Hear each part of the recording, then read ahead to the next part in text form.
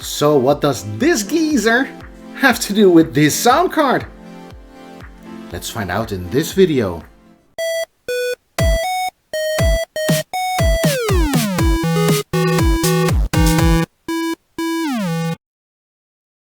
No, please, don't go away. This isn't some boring history channel. There is a connection between the old geezer and the sound card, and it's the name. Because this is the Club 3D Theatron Agrippa DTS 7.1. So, Agrippa, get it? It's all in the name.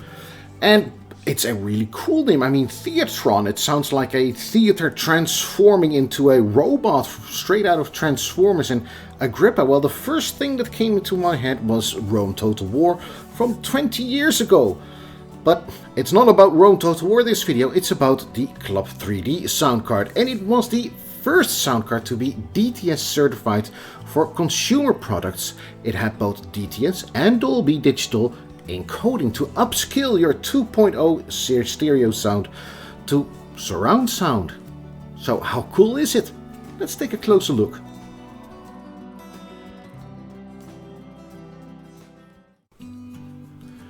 Now, if you do not know the brand Club 3D, you shouldn't be worried because, well, it's a Dutch-based company and it's still making products, but it also used to make a lot of products in the sound cards and video department.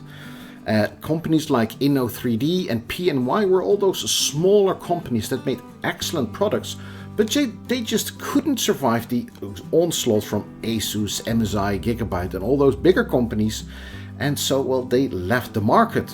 These days, Club 3D focuses on, well, the simpler things in the PC stuff world. Things like docking stations, video splitters, cables, adapters. A relatively safe market and, well, coming from a market that's relatively harsh, I don't blame them. I do blame them for something else, but I'll get back to that a bit later on.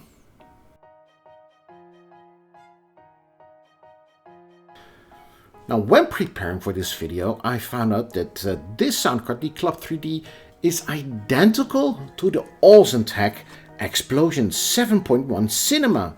Now, I'm not sure who designed what and what the relation is between all those companies, but I think that Club 3D just bought them somewhere in China from a big retailer, and as the same way that doesnt did. But still, those cards are identical and you could use the same drivers in those sound cards, but when I head over to the driver interface, it is still functional, but driver interface, not so much. Now, a little side note, if you have an doesnt sound card like the X5 Bravura, please DM me, because I really want to get my hands on one of those.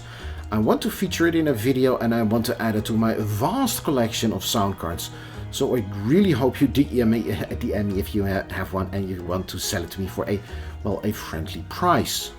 And in the end, it really doesn't matter who designed the card, either Club 3D or doesnt or maybe some Chinese guy. It really doesn't matter because it's all about the card itself. And I think that this card is really beautiful.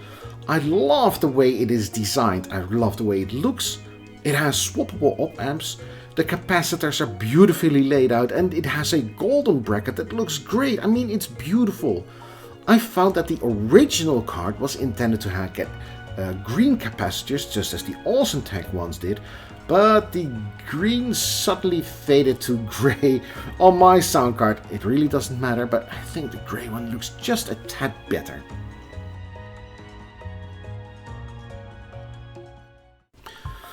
So, Anton, what about those specifications? Well, let's head over there. It is a PCI based card.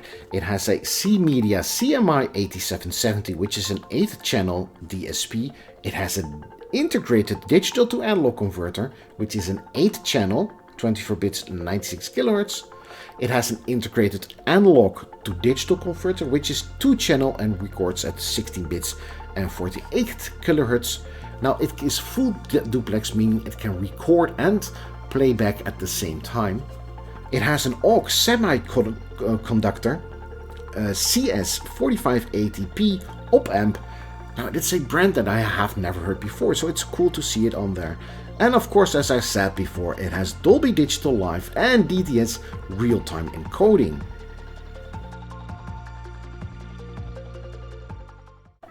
And this is what the driver interface looks like. Well, as you can see, I installed the vanilla C-Media drivers for Windows 8.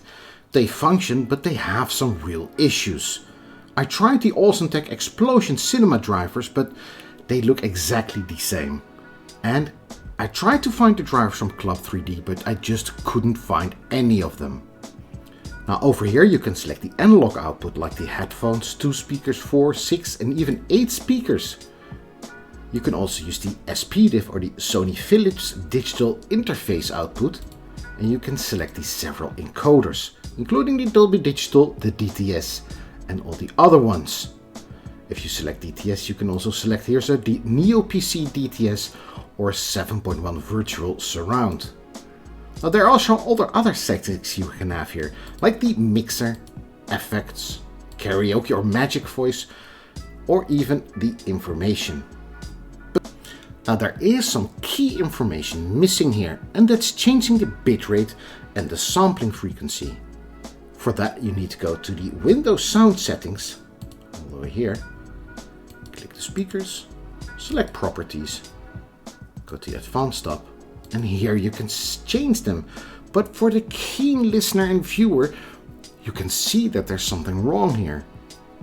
As I said in the specifications, it would go all the way up to 24 bits and 96 kilohertz. And it doesn't. And I think that has something to do with the drivers. The drivers from C-Media and maybe all the others aren't capable of delivering that much of a bit depth in the Windows 10 environment. And that's just too bad.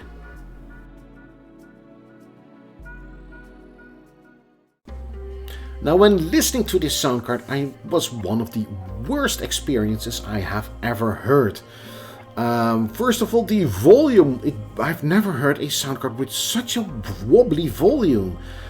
If you have a song like Take 5 from Dave Brubeck, you have those drums in the background, and they sometimes really just faded away, as if they weren't even present in the song, or they were pushed back all the way to the background, or even in another room when it was recorded. It was really strange to listen to. The basses were as if, well, not present, at least they didn't go as deep. The stereo picture, or the sound stage as some people wish to call it, it was really weird. I mean, it was almost as if the sound was mono, meaning that the crosstalk will be really bad. And it will show that way in Rightmark Audio Analyzer after this bit. Besides that, it was one of the worst sound experiences I have heard in a very long time. If you're looking to get at least a bit better onboard sound for your surround set, you can even use an old onboard solution rather than getting this one.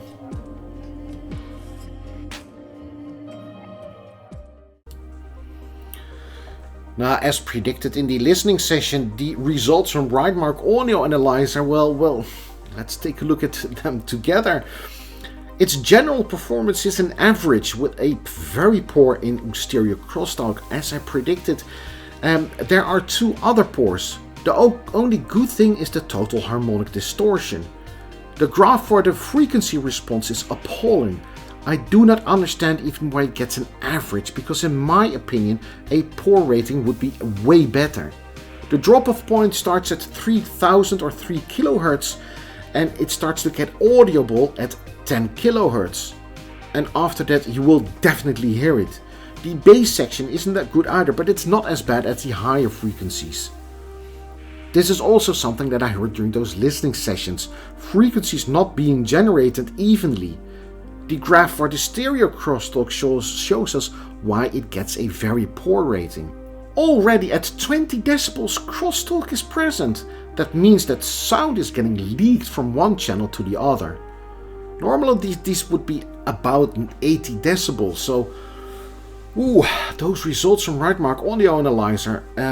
Just to make sure that I didn't do anything wrong, I checked and rechecked all the cabling, checked all the settings, but it was just this bad.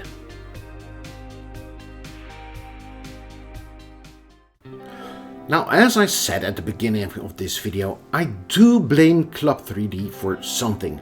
The company still exists, but any support for their sound cards or video cards or anything it just isn't on their website.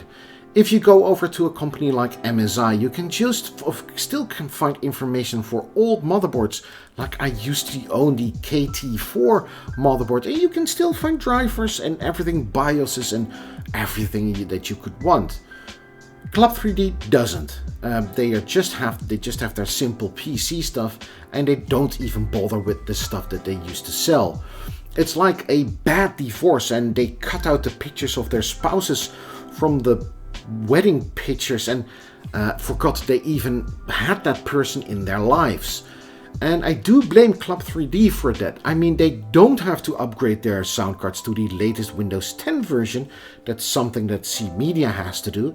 But still, they just left everything out there. And that's not something that I really think is nice.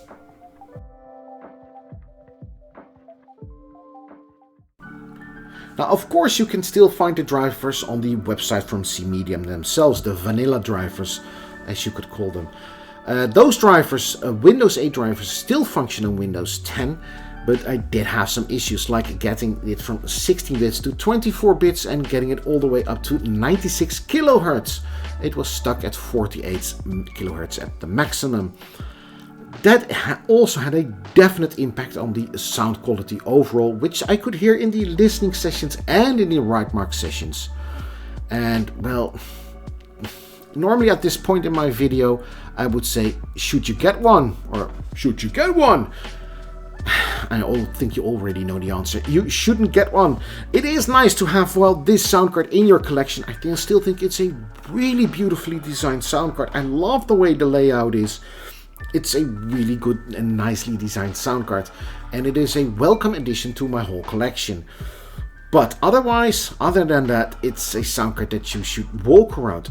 If you want to have a sound card for your HTPC, there is the Teratech Orion 7.1. Go and see if you can find the video for that sound card in the other videos that I've posted. It isn't the best sound card, but it is a great small form factor sound card that you can definitely use. So, with that ending, I would like to thank you for making it all the way to the end of this video, yet again. And I hope to see you in the next one. See you then. Bye-bye!